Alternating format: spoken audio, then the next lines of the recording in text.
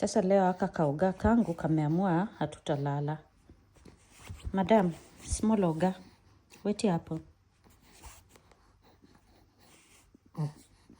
They ask you now, wait hapo. Why you no want sleep? Madam, oga, look here. Madam, small oga. What happened?